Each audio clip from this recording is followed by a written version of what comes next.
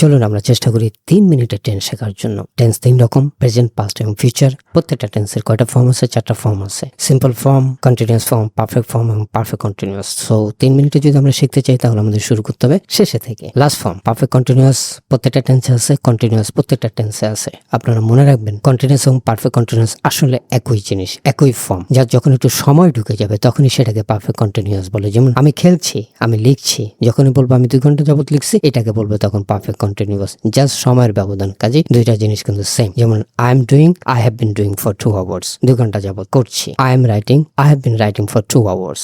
I was writing, I had been writing for 2 hours.